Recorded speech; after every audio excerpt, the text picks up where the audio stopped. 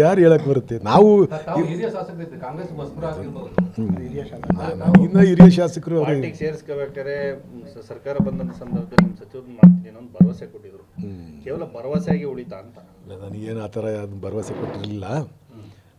ನಾನು ಪಕ್ಷಕ್ಕೆ ಹೋಗಿ ಸೇರ್ಕೊಂಡಿದ್ದಂಥದ್ದು. ನನಗೆ ಹಿಂದಿಂದಲೂ ಡಿ ಕೆ ಅವರು ನನಗೆ ಇಂಡಿಪೆಂಡೆಂಟ್ ಇದ್ದಾಗಲೂ ಸಹಾಯಕಾರ ಮಾಡ್ತಾಯಿದ್ರು.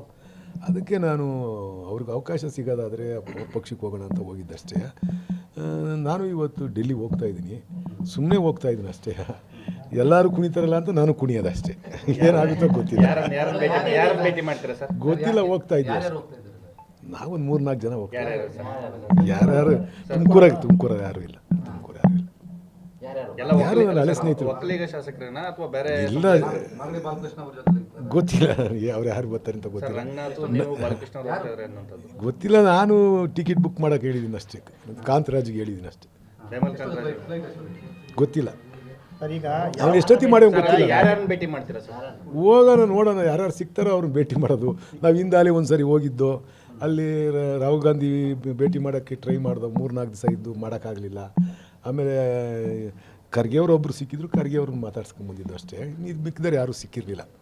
ಅದರಿಂದ ಹೋಗ್ತೀವಿ, ನೋಡೋಣ. ಎಲ್ಲರೂ ಹೋಗ್ತಾವ್ರಲ್ಲ ಅಂತ ನಾವು ಹೋಗ್ತಾ ಇದ್ದೀವಿ ಅಷ್ಟೇ. ನಾನು ಈ ಮೈಂಡಲ್ಲಿ ಅದು ಕೊಡಿ ಇದು ಕೊಡಿ ಅಂತ ಏನೋ ಆ ಥರ ಇಲ್ಲ. ಏನೋ ಅವಕಾಶ ಇದ್ರೂ ಕೊಡಿ ಅಂತ ಕೇಳ್ತೀನಿ ಅಷ್ಟೇ.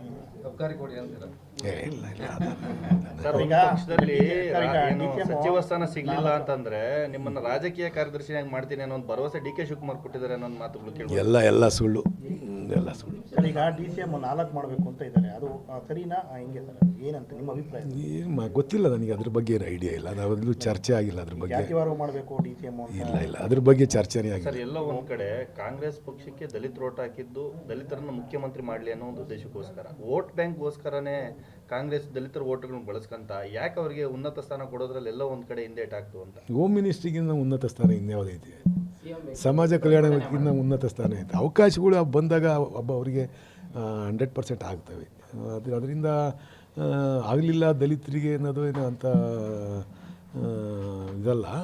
ಅವ್ರಿಗೂ ಮಾಡಬೇಕು. ಈಗ ಹಿಂದೆ ಖರ್ಗೆ ಇದ್ದರು, ಅವರು ಸೆಂಟ್ರಲ್ಗೆ ಹೋದರು. ಇಲ್ಲೇ ಇದ್ರೆ ಖರ್ಗೆ ಅವ್ರು ಆಗೋರು. ಅದರಿಂದ ಅವಕಾಶಗಳು ಆ ಸಂದರ್ಭಕ್ಕೆ ತಕ್ಕನಾಗೆ ಆಗ್ತಾ ಹೋಗ್ತವೆ. ಇವು ಹಿಂಗೆ ಆಗಬೇಕು ಅಂತಲೇ ಏನು ಮಾಡೋಕ್ಕಾಗಲ್ಲ. 3 ಬಾರಿ ಕೈ ತಪ್ಪಿದೆ ಅಂತೇಳಿ ಅವರೇ ಕೂಡ ಮಾತಾಡಿರ್ತಕ್ಕಂಥದ್ದು. ಯಾರು?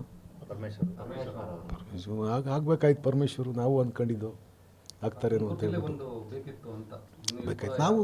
ನಾವು ಸುಮಾರು ಸರಿ ಹೇಳಿದ್ದೀವಲ್ಲ, ಪರಮೇಶ್ವರ್ಗೆ ಅವಕಾಶ ಆಗಬೇಕಾಯ್ತು ಅಂತ. ಅದೇನೋ ಗೊತ್ತಿಲ್ಲ, ಅವ್ರ ಹಣೆಯಲ್ಲಿ ಏನು ಬರ್ದೈತೋ ಗೊತ್ತಿಲ್ಲ. ಗೊತ್ತಿಲ್ಲ, ಗೊತ್ತಿಲ್ಲ. ನಾನು ಹೋಗ್ತೀವಿ ಇನ್ನೂ. ನಾವು ಸುಮ್ಮನೆ ಎಲ್ಲರೂ ಹೋಗ್ತಾರಲ್ಲ, ನಿಮ್ಮ ಪೇಪರಾಗಿ ಬರಲಿ ಎಲ್ಲ ಕಡೆ ಹೋಗಿ ಅಂತ.